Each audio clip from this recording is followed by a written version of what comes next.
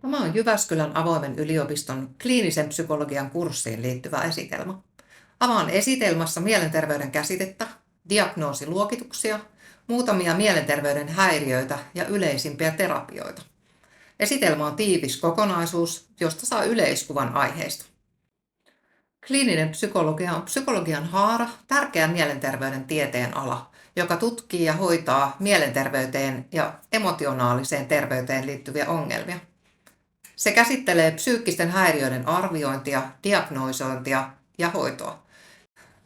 Se analysoi ja pyrkii ymmärtämään mielenterveyttä ja hyvinvointia sekä mielenterveyden sairauksien ja psyykkisten ongelmien hoitoa. Kliinisen psykologian pääalueita ovat persoonallisuuden arviointi, diagnoosit, psykologinen terapia ja psyykkisten häiriöiden hoito. Mielenterveys on moniulotteinen kokonaisuus, joka liittyy vahvasti ihmisen hyvinvointiin ja kykyyn toimia osana yhteisöä. Nykyään käytetään mieluummin myös käsitettä psyykkinen terveys, joka korostaa mielenterveyden laajempaa merkitystä. Maailman terveysjärjestö määrittelee mielenterveyden psyykkisen hyvinvoinnin tilaksi, joka mahdollistaa selviytymisen elämän haasteista, omien kykyjen toteuttamisen sekä oppimisen, työnteon ja yhteisön kuulumisen. Mielenterveys ei siis tarkoita pelkästään sitä, ettei ihmisellä ole häiriöitä, vaan kyse on aktiivisesta hyvinvoinnin tilasta. Mielenterveys rakentuu useista eri osa-alueista. Yksi keskeinen tekijä on kyky säädellä omia tunteita. Ihminen ei voi välttää kaikkia tunteita, mutta hän voi oppia vaikuttamaan siihen, miten reagoi niihin. Toinen tärkeä osa-alue on mielihyvän kokeminen sekä merkityksellisyyden tunne, eli kokemus siitä, että elämässä on suunta ja tarkoitus. Lisäksi mielenterveyteen liittyvät vahvasti ihmissuhteet ja yhteys muihin ihmisiin. Ihminen on sosiaalinen olento ja tunne kuulumisesta johonkin on keskeinen hyvinvoinnin lähde. Myös kognitiiviset taidot, kuten muistaminen ja päätöksenteko, ovat osa mielenterveyttä. Ne vaikuttavat siihen, miten ihminen toimii arjessa ja ratkaisee ongelmia. Keskeisiä ovat myös resilienssi ja joustavuus. Resilienssi tarkoittaa kykyä selviytyä elämän haasteista, kun taas joustavuus viittaa siihen, miten ihminen pystyy mukautumaan muuttuviin tilanteisiin. Lisäksi mielenterveyteen liittyy kehon ja mielen välinen tasapaino. Psyykkinen ja fyysinen hyvinvointi ovat jatkuvassa vuorovaikutuksessa keskenään. Yhteenvetona voidaan todeta, että mielenterveys on kokonaisuus, joka rakentuu monista toisiinsa liittyvistä tekijöistä. Se ei ole pysyvä tila, vaan vaihtelee elämän eri vaiheissa. Mielenterveyteen liittyvät ilmiöt kuuluvat jokaisen elämään. Jokainen meistä kohtaa surua ja menetyksiä, vastoinkäymisiä ja niiden yhteydessä voi esiintyä erilaisia mielen oireita. Ja ne on ihan normaali osa elämää. Kuitenkin silloin, jos oireet pitkittyy ja alkaa merkittävästi haitata arkea, toimintakykyä tai ihmissuhteita, niin voidaan puhua mielenterveyshäiriöstä, kuten myös Terveyden ja hyvinvoinnin laitos kuvaa. Mielenterveyshäiriöt ovat yleisiä ja monimuotoisia ilmiöitä. Ne vaikuttavat ihmisen ajatteluun, tunteisiin ja käyttäytymiseen sekä siihen, miten ihminen toimii arjessa. Nykykäsityksen mukaan ne syntyvät useiden tekijöiden yhteisvaikutuksesta, biologisten, psykologisten ja sosiaalisten tekijöiden. Mielenterveyshäiriöt ovat useiden oireiden muodostamia kokonaisuuksia. Niitä luokitellaan oireiden ja niiden vaikeusasteen perusteella. Tämän luokituksen tarkoituksena ei ole määritellä ihmistä, vaan tukea hoitoa ja auttaa ymmärtämään häiriön luonnetta, kulkua ja sen ennustetta. Psykiatrisen diagnoosin tekee aina terveydenhuollon ammattilainen ja se perustuu kokonaisarvioon. Arvioinnissa huomioidaan oireiden lisäksi toimintakyky, elämänlaatu ja yksilön voimavarat. Ja diagnoosi ei ole koko totuus ihmisestä, vaan yksi tapa jäsentää tilannetta. Diagnoosin tukena käytetään strukturoituja haastatteluja ja arviointimenetelmiä, joiden avulla pyritään lisäämään sen diagnostiikan luotettavuutta. Keskeisiä diagnoosijärjestelmiä ovat DSM ja ICD. DSM-järjestelmä kehitettiin Yhdysvalloissa ja se perustuu oireiden kuvaamiseen. Kun taas Suomessa käytetään WHO:n ICD-10-luokitusta. Tärkeä piirre näissä DSM-järjestelmässä on se, että se ei sitoudu yhteen teoriaan mielenterveyshäiriöiden syistä, vaan se keskittyy oireisiin. Tämä mahdollistaa eri suuntausten käyttävän samaa järjestelmää. Jyväskylän yliopiston luennoilla korostettiin myös, että pelkkä diagnoosi ei selitä häiriön taustalla olevia syitä, vaan taustalla voi olla useita erilaisia prosesseja. Diagnoosilla on tärkeä rooli näin hoidon suunnittelussa ja myös tilanteen jäsentämisessä. Tässä näemme ICD-10-diagnoosiluokittelun, jota siis käytetään Suomessa tälläkin hetkellä. Siihen on jaeteltu eri häiriöitä F00 aina F99 saakka, ja jaottelu aukeaa vielä lukuisiin alajaotteluihin. Viime vuosina on havaittu, että mielenterveyspalveluiden käytön lisääntymisen myötä myös psykiatristen häiriöiden diagnosointi on lisääntynyt merkittävästi. Erityisesti lasten ja nuorten kohdalla neuropsykiatristen häiriöiden, kuten autismin ja ADHD:n sekä masennuksen diagnosointi on kasvanut. Ja myös psykiatrista lääkehoitoa käytetään aiempaa enemmän. Toisaalta diagnoosiin liittyy myös haasteita. Se voi leimata ihmistä ja johtaa väärin ymmärryksiin. Siksi on tärkeää muistaa, että diagnoosi ei määritä ihmistä kokonaisuutena.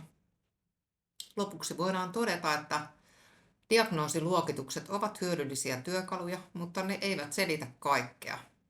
Mielenterveyshäiriöt ovat monimutkaisia ja yksilöllisiä ilmiöitä, ja niiden ymmärtäminen vaatii aina tosi kokonaisvaltaista tarkastelua. Seuraavaksi käsittelen kahta mielenterveyshäiriötä, autismia ja unettomuutta. Ensin keskityn autismiin, joka onkin neurokehityksellinen ja usein elinikäinen tila. Autismin kirjon häiriöt muodostavat laajan ja monimuotoisen kokonaisuuden.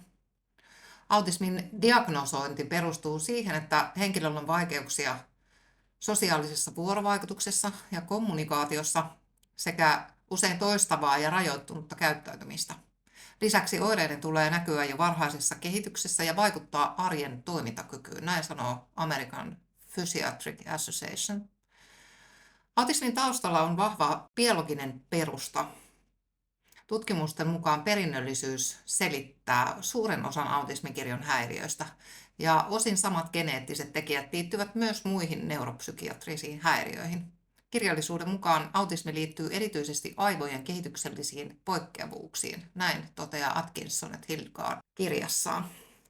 Aivotutkimukset ovat osoittaneet, että autismissa aivojen toiminta on erilaista ja hermosto voi reagoida herkästi ärsykkeisiin.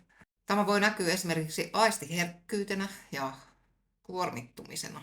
Autismin keskeiset piirteet liittyvät taas sosiaaliseen vuorovaikutukseen, kommunikaatioon ja käyttäytymiseen. Sosiaalinen vuorovaikutus on haastavaa ja esimerkiksi tunteiden tulkinta voi olla vaikeaa. Näitä piirteitä kuvataan laajasti psykiatrian kirjallisuudessa, kuten Lönnqvist et al.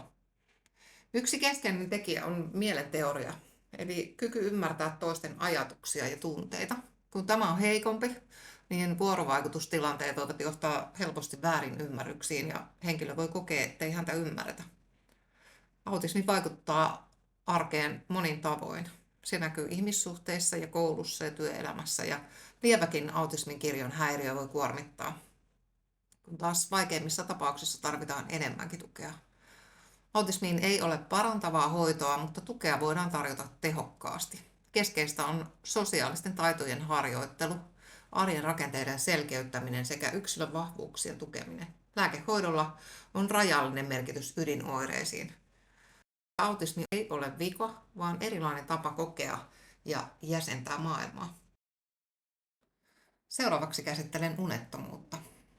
Uni on ihmiselle elintärkeä biologinen toiminto, joka mahdollistaa sekä fyysisen että psyykkisen palautumisen. Unen aikana aivot käsittelee päivän aikana opittua, ne säätelee tunteita ja ylläpitää elimistön tasapainoa. Ja uni on keskeinen osa ihmisen vuorokausirytmiä, jota säätelee sisäinen kello. Tätä rytmiä ohjaavat erityisesti valon ja pimeän vaihtelu sekä arjen säännölliset rutiinit, sanoo Partinen. Unettomuus on hyvin yleinen ilmiö ja se koskettaa jossain vaiheessa lähes kaikkia. Usein se on tilapäistä ja liittyy esimerkiksi stressiin tai elämäntilanteisiin. Tällöin uni palautuu yleensä itsestään nopeasti. Kuitenkin unettomuus voi myös pitkittyä ja muuttua häiriöksi, erityisesti silloin, kun siihen alkaa liittyä haitallisia ajattelu- ja käyttäytymismalleja. Unettomuus voi ilmetä monin tavoin. Tyypillisiä oireita on nukahtamisvaikeudet, yöllinen heräily tai liian aikainen herääminen.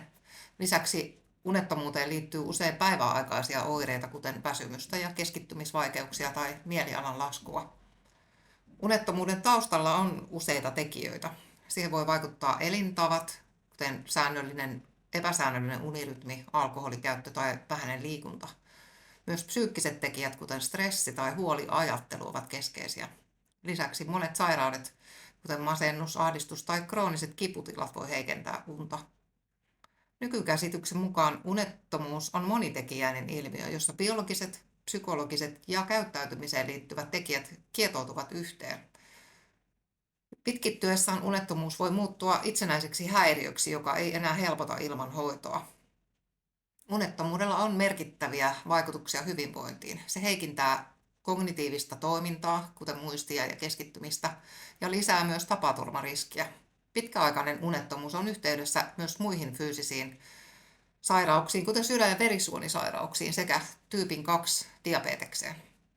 Erityisen tärkeää on unettomuuden ja stressin välinen kaksisuuntainen suhde. Siis stressi vaikeuttaa nukahtamista ja heikentää unenlaatua, mutta toisaalta taas huono uni lisää sitä stressiherkkyyttä. Näin voi syntyä kierre, jossa unettomuus ja psyykkinen kuormitus vahvistaa toisiaan.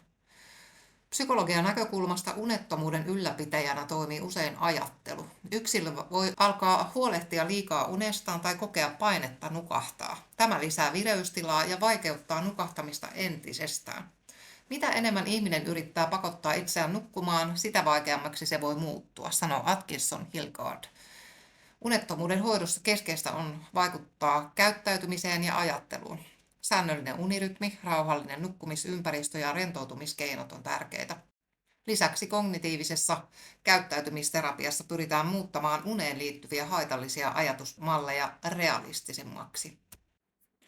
Katsotaan vielä otos erilaisista terapiamuodoista. Psykoterapia on keskeinen mielenterveyden hoitomuoto, joka perustuu sekä teoriaan että empiiriseen tutkimukseen. Ja sen tavoitteena on vähentää ihmisen kokemaa psyykkistä kärsimystä ja lisätä hyvinvointia psykologisten menetelmien avulla. Psykoterapia ei ole pelkkää keskustelua, vaan tavoitteellista ja ammatillista työskentelyä, jossa keskeistä on vuorovaikutus asiakkaan ja terapeutin välillä. Hoitoprosessi rakentuu usein siten, että asiakas tuo esiin merkityksellisiä kokemuksiaan ja tunteita, ja terapeutti auttaa jäsentämään niitä sekä tuo niihin uusia näkökulmia. Tämän kautta käynnistyy muutosprosessi, jossa itsehavainnointi lisääntyy, ymmärrys omasta tilanteesta syvenee ja mahdollisuus vaikuttaa omaan toimintaan kasvaa. Psykoterapiassa on useita eri suuntauksia, jotka eroavat toisistaan teorian ja menetelmien ja tavoitteiden osalta. Psykodynaaminen psykoterapia perustuu ajatukseen, että ihmisen käyttäytymiseen vaikuttavat tiedostamattomat prosessit ja varhaiset kokemukset. Tavoitteena on lisätä itseymmärrystä ja tuoda näitä prosesseja tietoisuuteen, sanoo Atkinson Hillgaard. Kognitiivisessa ja kognitiivis-behavioraalisessa terapiassa keskiössä ovat ajattelumallit. Ajatellaan, että ajatukset vaikuttavat tunteisiin ja käyttäytymiseen, ja muuttamalla näitä haitallisia ajatusmalleja voidaan vaikuttaa myös tunnekokemuksiin ja toimintaan. Näissä terapioissa käytetään usein konkreettisia harjoituksia ja kotitehtäviä, kertovat myös Atkinson Hillgaard. Behavioraaliset terapiat puolestaan keskittyvät käyttäytymiseen ja oppimiseen. Niissä pyritään muuttamaan haitallisia toimintatapoja esimerkiksi altistuksen ja vahvistamisen avulla. Näitä käytetään erityisesti ahdistuneisuushäiriöiden hoidossa. Humanistisessa terapiossa taas korostuu yksilön kasvu, kokemus ja hyväksyntä. Terapeutin rooli on luoda turvallinen ja empaattinen ilmapiiri, jossa asiakas voi kehittyä ja löytää omia ratkaisujaan. Käytännössä eri terapiamuodot eivät ole täysin erillisiä, vaan niitä usein yhdistellään. Ja sitä kutsutaan integratiiviseksi lähestymistavaksi. Tutkimusten mukaan psykoterapia on vaikuttava hoitomuoto. Se on vähintään yhtä tehokasta kuin lääkehoito monien häiriöiden hoidossa. Mielenkiintoista on, että eri terapiasuuntausten välillä ei ole havaittu suuria eroja vaikuttavuudessa. Sen sijaan keskeisiä ovat niin sanotut yhteiset vaikuttavuustekijät, kuten terapeutin ja asiakkaan välinen luottamuksellinen suhde. empatia ja asiakkaan kokemus siitä, että häntä ymmärretään. Lisäksi hoidon tuloksiin vaikuttavat monet muut tekijät, kuten asiakkaan motivaatio, elämäntilanne ja sosiaalinen tuki. Omana pohdintana vielä, että esitelmän aihealue oli erittäin laaja, joten siihen pystyi sisällyttämään vain hyvin pienen otoksen. Mielenterveyden häiriöiden kirjo on tosi laaja ja tuntuu, että niitä löydetään koko ajan lisää. Ne on myös nykyään tavallisen ihmisen arjessa enemmän esillä kuin aiemmin ja häiriötä nähdään ja tulkitaan helposti joskus melko vähäiselläkin pohjatiedolla. Niitä saatetaan nähdä myös siellä, missä niitä ei välttämättä ole. Kaikille halutaan nimi ja diagnoosi. Ja se herättää itsessäni kysymyksen siitä, hoidetaanko enää niinkään ihmistä vai enemmänkin diagnoosia. Myös hoitokeinot ja erilaiset terapiat on lisääntynyt ja monipuolistunut ja kenttä on paikoin jopa niin sekava, että voi olla vaikea erottaa, mikä perustuu tutkittuun tietoon ja vaikuttavuuteen ja mikä taas ei. Olen pohtinut myös fyysisen ja psyykkisen olemuksen välistä yhteyttä. Se, miten keho reagoi psyykkisiin kuormituksiin, on mielestäni erityisen mielenkiintoista. Psykosomaattiset oireet voi ilmaantua yllättävänkin hienovaraisesti jopa silloin, kun kokee hallitsemansa omaa tunne-elämäänsä. Tällainen hallinta ei kuitenkaan välttämättä ole todellista hallintaa, näin ajattelen. Jos pyrin pitämään mieleni tiukasti kontrollissa, jokin toinen osa minussa, se jota en voi hallita, voi alkaa ilmentää sitä, mitä en ole pysähtynyt käsittelemään. Ikään kuin keho tai jokin syvempi taso toimisi puolestani ja ohjaisi pysähtymään. Tässä mielessä ihmisen kokonaisuus on rakennettu viisaasti. Se herättää enemmänkin ihmetystä kuin hallinnan tarvetta. On tärkeää, että mielenterveyteen liittyvää tutkimusta jatketaan, jotta ihmiset sais aidosti toimivaa ja oikea-aikaista apua. Silti koen, että kaikkein tärkeimmäksi nousee se, mitä näissä opinnoissakin painotettiin. Kahden ihmisen välinen suhde. Parhaimmillaan se voi parantaa, eheyttää ja hoitaa. Lämpö, ymmärrys, armollisuus ja rakkaus, niitä tarvitaan tähän maailmaan aina vaan lisää. Tässä viimeiseksi vielä lähdeluettelo, jota on käytetty tässä esitelmässä. Kiitos, että kuuntelit.